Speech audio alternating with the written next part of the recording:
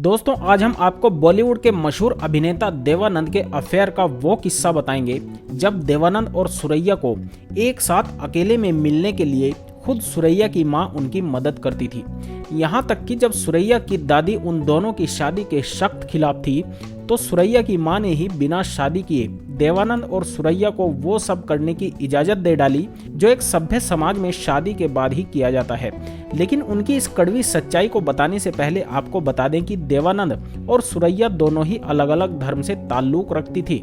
मोहब्बत मुकम्मल नहीं हुई तो देवानंद के दिमाग में भी वैसे ही ख्याल आए जैसे एक प्यार में टूटे प्रेमी के दिमाग में आते हैं, यानी कि सुसाइड।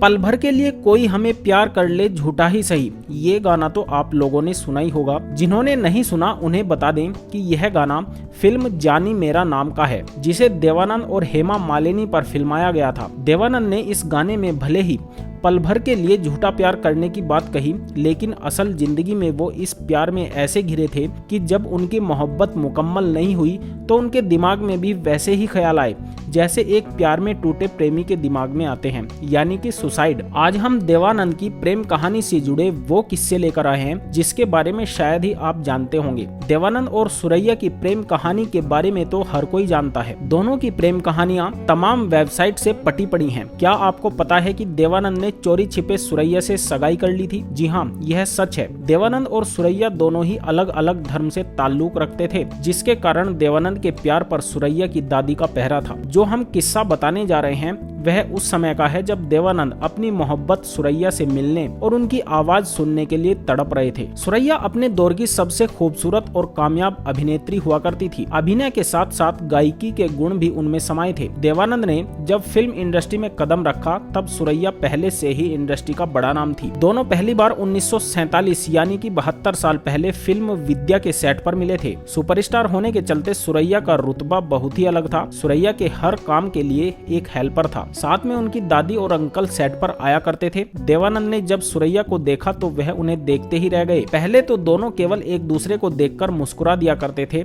यह मुस्कुराहट बातचीत में बदली, दोस्ती हुई और फिर दोनों एक दूसरे से बेइंतहा प्यार करने लगे। जब सुरैया के परिवार को इस बारे में पता चला तो उन्होंने दोनों के प्यार पर ऐसा पहरा लगाया कि दोनों साथ में फिल्म तो करते थे लेकिन एक दूसरे से अपने दिल की बात तक नहीं कर पाते थे। सुरैया की दादी हमेशा उनके साथ साई की तरह रहती थी। फिल्म के सेट पर भी उनकी नजर देवानंद पर होती थी कि कहीं वो सुरैया से बात ना कर लें। 1950 में आई फिल्म अफसर के दौरान तो सुरैया की दादी ने सेट पर इतना हंगामा कर दिया था कि हर कोई दंग रह गया। दरअसल फिल्म के लिए एक सीन फिल्माया जाना था जिसमें देवानंद को सुरैया की आंखों पर प्यार से एक किस करना था। सुरैया की दादी की पैनी नजर देवानंद और अभिनेत्री पर ही थी। किसिंग सीन के बारे में जब उन्हें पता चला तो उन्होंने सेट पर बहुत बवाल काटा। वह नहीं चाहती थी कि वह सीन सुरैया और देवानंद के बीच फिल्माया जाए। शूटिंग बीच में ही रोक दी गई, शूटिंग लाइट्स ऑफ कर दी गई और वह तब तक बंद रही जब तक कि उनका गुस्सा शांत नहीं हुआ। वह सेट से 1 इंच नहीं हिली। वह कतई यह सीन सुरैया और देवानंद के बीच नहीं फिल्माने देना चाहती थी। बिना उनके सेट से जाए शूटिंग आगे नहीं बढ़ सकती थी, इसलिए एक टीम मेंबर ने उन्हें समझाया और फिर उन्हें शूट एरिया से दूर ले जाया गया। उनके जाने के बाद ही सुरैया और देवानंद के बीच वह सीन फिल्माया जा सका।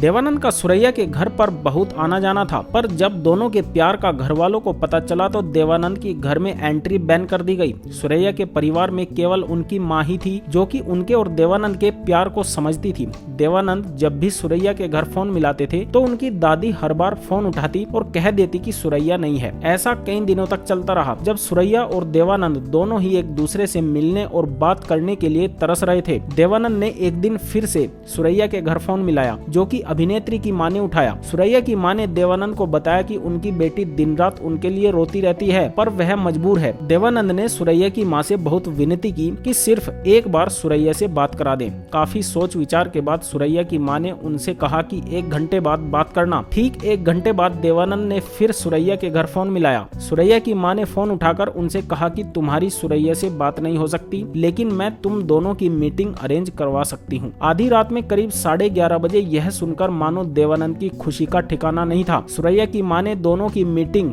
बिल्डिंग की छत पर रखवाई। एक तरफ जहां देवानंद लंबे समय बाद सुरैया से मिलने और बात करने के लिए बेताब थे, वहीं दूसरी ओर उनके मन में यह डर भी था कि कहीं यह उनके लिए जाल तो नहीं बिछाया गया है। पर अपने डर को उन्होंने साइड में रखा और प्यार के लिए रिस्क उठाने की ठान ली। अगले दिन देवानंद ठीक समय पर सुरैया की बिल्डिंग के बाहर पहुंच गए। वह उनके साथ दोस्त तारा को भी ले गए, जो कि पुलिस विभाग में उस समय इंस्पेक्टर थे। देवानंद एक सेफ साइड लेकर भी चल रहे थे। जब देवानंद बिल्डिंग में जा रहे थे, तब उनके दोस्त ने उन्हें एक टॉर्च दी और कहा कि अगर किसी मुसीबत में पड़ो तो टॉर्च की लाइट फ्लैश कर देना। इसके बाद देवानंद सुरैया के पास पहुंचे। दोनों ने एक दूसरे को देखते ही गले लगा लिया। काफी देर तक उनके मुंह से कोई शब्द नहीं निकला, बस यूं ही दोनों एक दूसरे की बाहों में समाये रहे और एक दूसरे को खूब किस करते रहे। उस समय देवानंद के बहुत अच्छे दोस्त हुआ करते थे दिवेछा, जो कि कभी कभी दोनों के प्यार में मीडिएटर का काम करते थे। देव ने अपने इस दोस्त को बुलाया। उन्होंने देव को देखते ही कहा, क्या फिर से एक लव नोट? देव ने कहा, नहीं, इस बार सगाई की अंगूठी। देव की दी हुई अंगूठी वह सुरैया को दे आई। सुरैया ने खुशी से वह अंगूठी स्वीकार करते हुए खुद को देवानंद की मंगेतर मान लिया। कई दिनों तक चोरी छिपे दोनों एक दूसरे से मिलते रहे, लेकिन यह प्यार मुकम्मल नहीं हो पाया। सुरैया का प्यार न मिलने से देवानंद बुरी तरह से टूट गए थे। हालांकि अपने भाई चेतन की सलाह पर उन्होंने खुद को संभाला और फिल्म इंडस्ट्री में वो नाम कमाया जिसे पाना हर किसी के लिए संभव नहीं है। तो दोस्तों, देवानंद और सुरैया की इस प्रेम कहानी के बारे में आपके क्या विचार हैं, हमें कमेंट करके जरूर बताएं और साथ ही साथ हमारे चैनल को भी सब्सक्राइब कर दें। धन्यवाद।